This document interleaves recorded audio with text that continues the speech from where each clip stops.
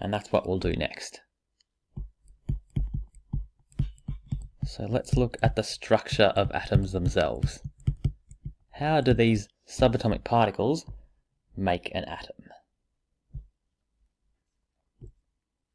So this one, we've got a carbon atom here as our example.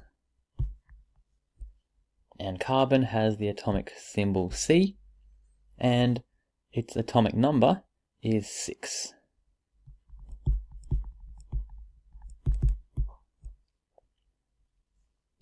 And here in our diagram we can see a few things. Firstly, we can see inside, in the middle of the atom, all the protons and neutrons are clustered and grouped together.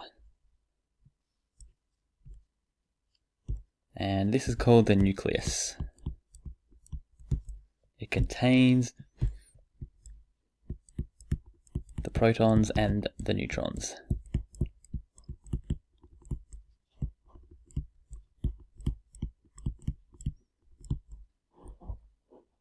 And because the protons and the neutrons are really big and heavy compared to electrons, the nucleus holds pretty much all of the weight, all of the mass of the atom. Holds nearly all the mass. Then around the nucleus, we've got, firstly, basically a lot of empty space.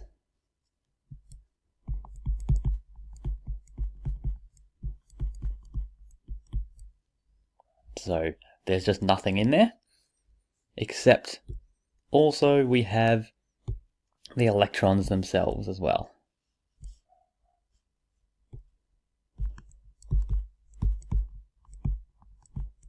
And the electrons, they fly around, and you can see on this picture, similar to planets orbiting around a sun. Except they're moving so fast that we can't see them, and we don't even think of them as being in one place.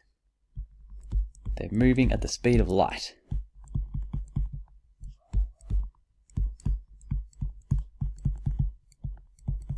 And really, these days, the proper or the more accurate way to think of electrons is that they exist in just a cloud. They exist as a cloud of electrons. So they're never really in one place, but we can see up here in this picture, we think of them as just being in that space. They're flying around so fast that we just say they're in there somewhere. So that's a carbon atom. It's got, if we actually count now, it's got 1, 2, 3, 4, 5, 6 protons.